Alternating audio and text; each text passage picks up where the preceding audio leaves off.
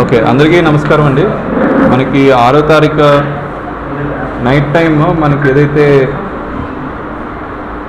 ఒక అడ్వకేట్ కేవీపల్లికి సంబంధించిన ఒక అడ్వకేట్ని ఎల్ఐ అనే అతన్ని దారుణంగా చంపబడున్నారో వారందరినీ కూడాను మనం ముద్దాయిలు 5 మందిని కూడాను అరెస్ట్ చేయడం జరిగింది. ఈరోజు ఈ ఇన్సిడెంట్కి ముందు వీళ్ళకి మధ్య చిన్న ఘర్షణలు ఉండేవి, ముద్దాయిలకి మరియు డిసీజ్డ్ పర్సన్కి.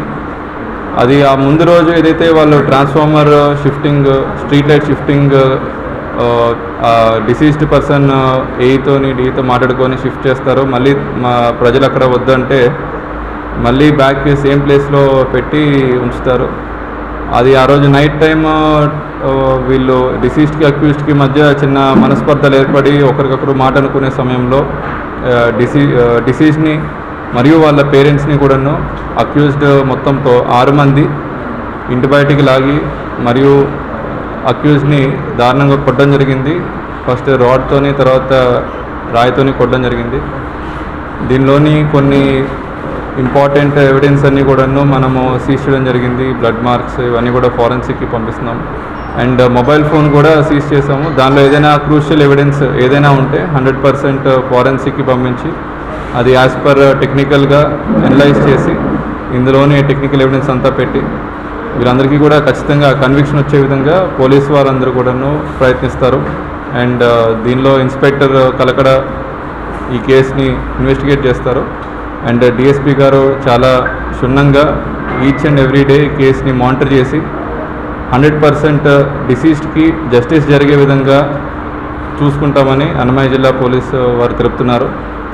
అండ్ ఇందులో ఒక అడిషనల్ ఇన్ఫర్మేషన్ ఇందులో మనకి ఏదైతే 3 అక్యూజ్డ్ ఇంతకుముందు ఆల్రెడీ ఒక ప్రాపర్టీ అఫెన్స్లో కూడా రాబరీ కేసులో కూడా ఇన్వాల్వ్ అయి ఉన్నారు. వాళ్ళకి స్టిల్ మనం డిస్పైట్ వార్నింగ్స్, కౌన్సిలింగ్ చేసినా కూడా వాళ్ళకి సరైన ప్రవర్తన లేదు కాబట్టి వాళ్ళ మీద కూడా ఫ్యూచర్లో వాళ్ళు జైలు నుంచి రిలీజ్ అయ్యేలోపు పీటీఆర్టీ ఇనిషియేట్ చేసి వాళ్ళందరినీ కూడా డిటైన్ చేయడం జరుగుతుంది.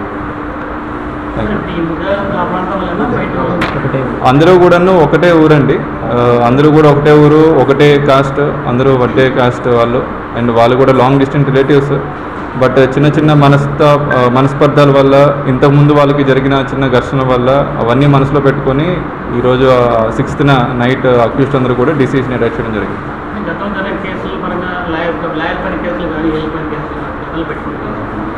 అదేనండి, అక్యూజ్డ్లో మొత్తం 6 మంది అక్యూజ్డ్లో 3కి ఆల్రెడీ కేసెస్ ఉన్నాయి, మిగతా వాళ్ళకి కేసెస్ లేవండి.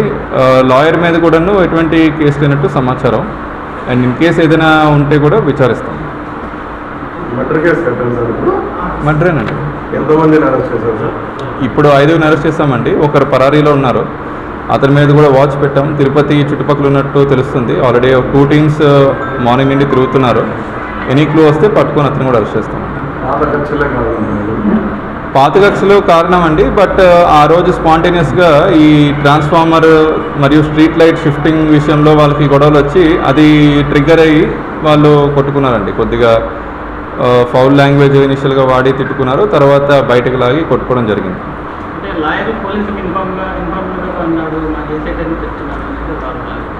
ఏంటండి?